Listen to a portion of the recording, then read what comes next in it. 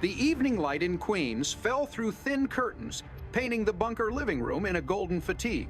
The air smelled of fried onions, old furniture, and nostalgia, the scent of a house that had seen too much laughter, too many arguments, and too many apologies that came too late. Archie Bunker sat in his chair like a monument that refused to crumble.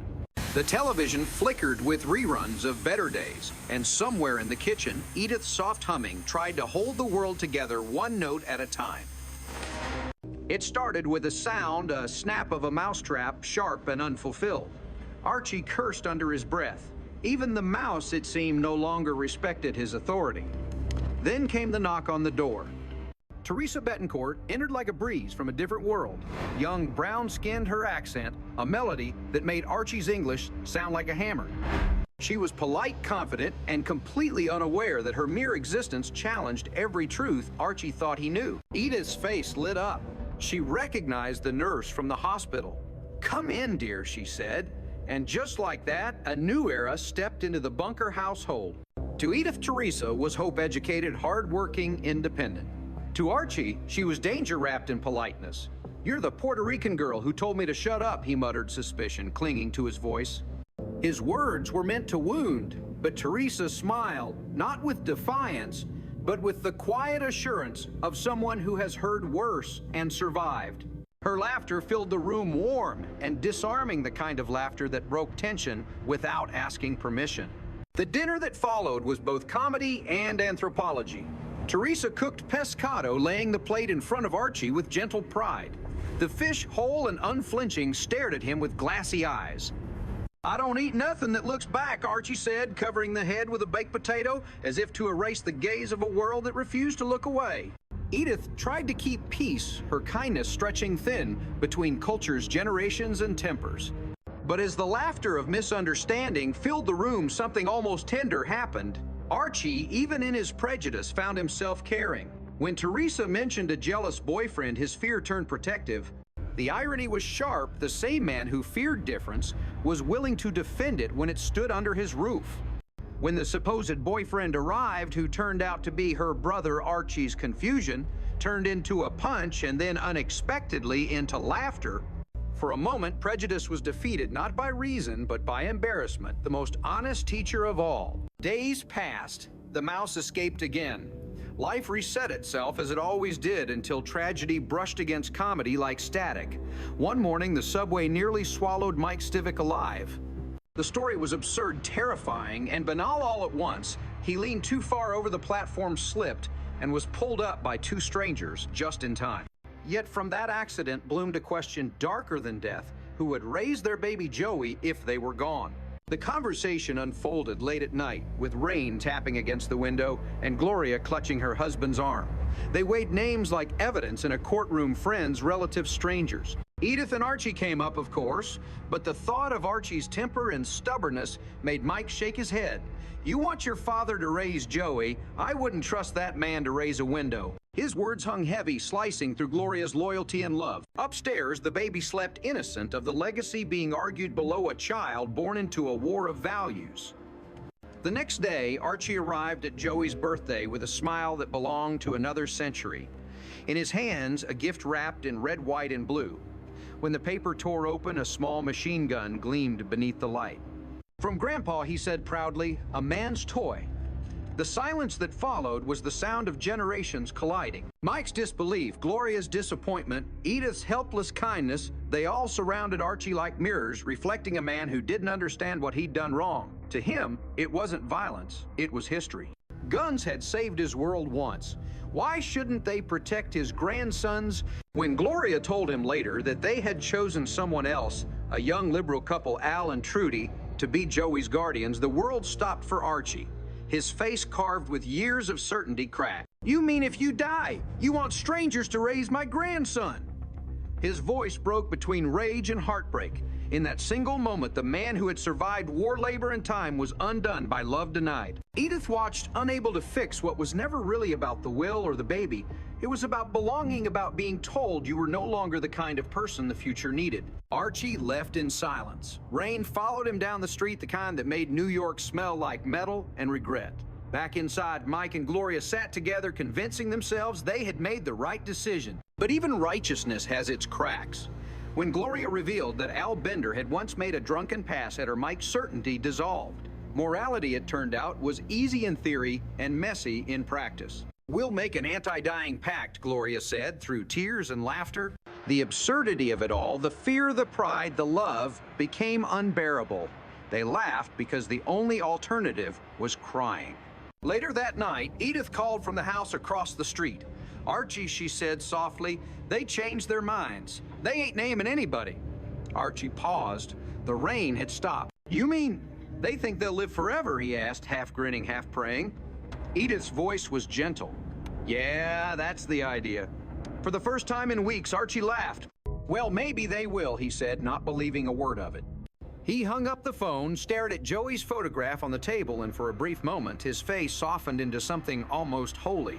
Then came the ghosts. Edith met them first at Ferguson's Market between the produce aisle and the lottery counter. Bummy Fensel, she gasped, her hand flying to her chest. A name from another life. He was older now, heavier, but his grin was the same. He spoke warmly of old times of school picnics and teenage jokes, and he was married now to Dolores Mancini. Edith smiled, not realizing that the name she had just spoken would open a wound in her husband's memory. When she returned home and told Archie, his fork froze midair. "Who'd he marry?" he asked too quickly. "Dolores Mancini," Edith said again, and the color drained from his face. Dolores, the girl from Hanley Park, the one who had once kissed him in the dugout under the dim lights of youth. In his head, the scene replayed with cinematic clarity. A summer night, the sound of a radio from a distant car, her laughter echoing off the chain-link fence. To Edith, it was a dinner invitation. To Archie, it was a reckoning. That evening, he sat in silence, trying to explain to Mike what he couldn't admit to himself. "She reduced me, meathead," he said defensively. "I didn't ask for nothing." "It was her." Mike laughed, appalled and fascinated at once. "You don't even hear yourself, do you?" But Archie wasn't listening.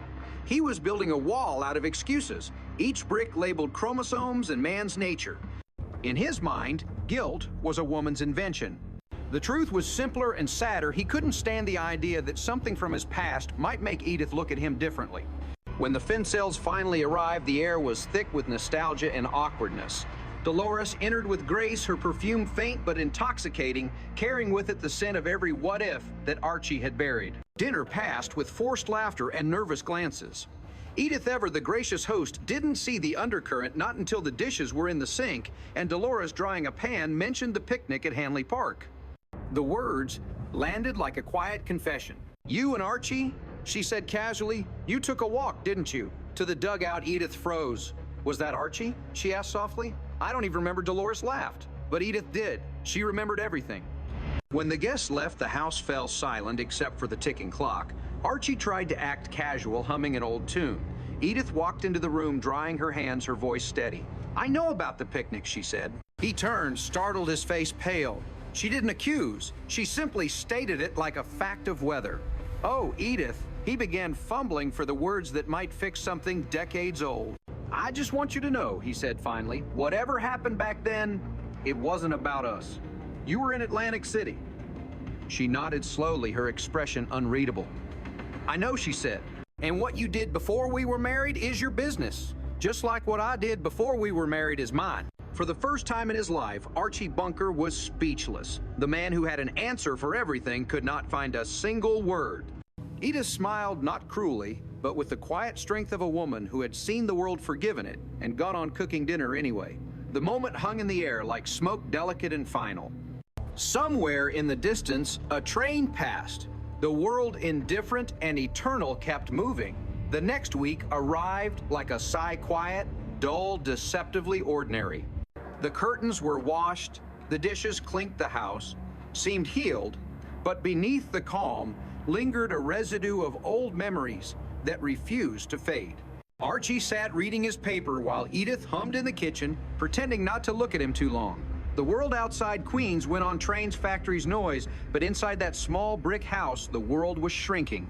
Then, as it often happened in the Bunker household, absurdity knocked again. This time it came with a photograph. Barney Hefner, Archie's drinking buddy from Kelsey's bar, came swaggering and waving a picture of his granddaughter. "Ain't she a beaut, Art?" she said proudly. Entered her in the Flushing Tribune Beautiful Baby Contest. The words hung in the air like bait, and Archie, never one to back down from competition, bit hard. He scoffed at the photo, pretending not to care. "She looks like a baked potato with eyes," he muttered, but the seed had been planted. Pride, that old disease of men like him, began to bloom again. That night he pulled out Joey's baby photos from a shoebox. The living room was dim, the light from the television flickering across his face. "Now that's a baby," he whispered to himself, holding the picture up as if it were a medal. "Look at that jaw-strong American." The irony, of course, was lost on him. In his world, love always came dressed as ownership. To love Joey meant to prove Joey was better than someone else's child. Edith watched him quietly from the kitchen doorway, her eyes soft with both affection and fatigue. "Archie, don't do it," she said. "Mike and Gloria won't like you entering him without asking." But Archie only grunted. "They'll thank me when he wins." The next morning he mailed the form. No ceremony, no guilt, just conviction, the kind that comes from mistaking pride for purpose. He even forged a few extra votes, clipping newspaper coupons and filling them out with the names of dead neighbors. "Cheating's only cheating when you lose," he said, half to Edith, half to himself. She didn't argue. She just stared at him with that mixture of sadness and admiration that had become her language of love. A few days later, Mike and Gloria found out. The explosion was biblical. "You can't just use our baby for your ego trip," Gloria yelled. Archie flushed, an indignant shot back. "My ego trip? I'm trying to make the kid a winner." Mike stepped in, his voice trembling between logic and rage. "You're teaching him the wrong values. Archie winning isn't everything." Archie laughed bitterly, says the guy who never won nothing in his life. For a moment, it wasn't about the contest anymore. It was about two Americas staring at each other across a generational trench. One built on competition and survival, the other on ideals and equality. Both convinced the other was blind. But comedy, like life, has a way of turning tragedy into routine.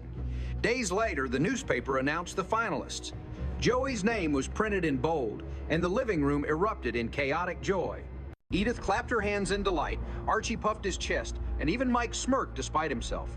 For one brief, fragile evening, they were united, not by understanding, but by pride. Edith cut the article out and taped it to the refrigerator.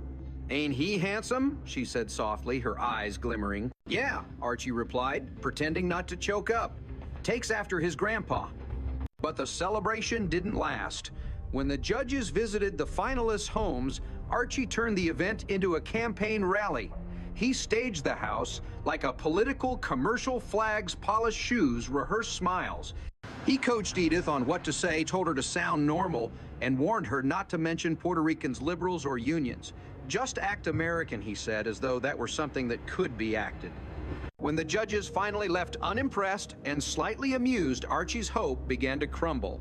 The next day's paper revealed the winner, Barney Hefner's granddaughter, Little Linda. Archie stared at the headline, silent. His pride collapsed into a bitter chuckle. "Figures," he said quietly, "they fixed it." Edith came to him, slowly holding a plate of cookies, her voice gentle but firm. "Archie," she said, "maybe Joey don't have to be the most beautiful baby in the paper. He's beautiful to us. That's enough." He looked up at her eyes, glinting in the half-light. "Yeah," he whispered, "but the paper don't print that." The line hung heavy, a lament for a man who only knew how to measure love in trophies. That night, as the neighborhood slept, Archie sat alone in his chair. The living room lamp cast a soft halo around him, his face half-shadowed, half-glowing. The sounds of distant city life, sirens, trains, laughter floated through the window like ghosts. He reached into his pocket, pulled out Joey's picture, and stared at it for a long time. There was no music, no applause. Just silence and the faint hum of the refrigerator. His lips moved quietly. "That's my boy," he said, and for the first time it didn't sound like a boast. It sounded like a prayer. Outside, the world was changing faster than he could follow. The factories were closing, the rent was rising, the neighbors spoke new languages. The news spoke of civil rights, feminism, and equal pay, words that made Archie squint as if they were written in code. He didn't hate the future, he just didn't recognize it. And yet, in his own way, he was part of it. Every argument he had with Mike, every misunderstanding with Teresa, every quiet forgiveness from Edith, they were all part of America learning awkwardly, painfully to talk to itself. By the season's end, the bunker's living room had become something mythic. a theater of contradiction where laughter covered heartbreak and ignorance disguised love. Teresa had moved on, carrying with her a small piece of Edith's kindness. Mike and Gloria had gone upstairs, still convinced they were building a better world. And Archie, left alone in his armchair, hummed a few bars of Those Were the Days, the song that had followed him through the years. Only this time, it sounded different.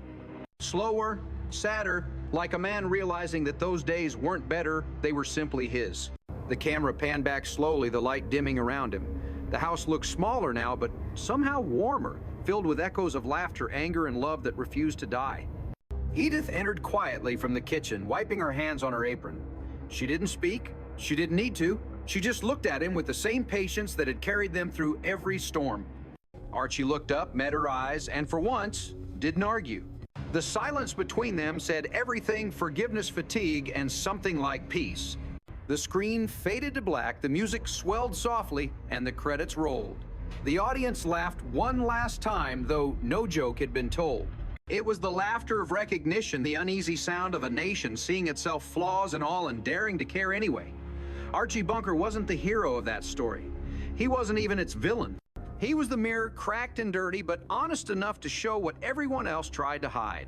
And in that fading light, that golden hour between past and future America lingered, arguing, laughing, forgiving, still trying after all these years to learn how to live in the same house,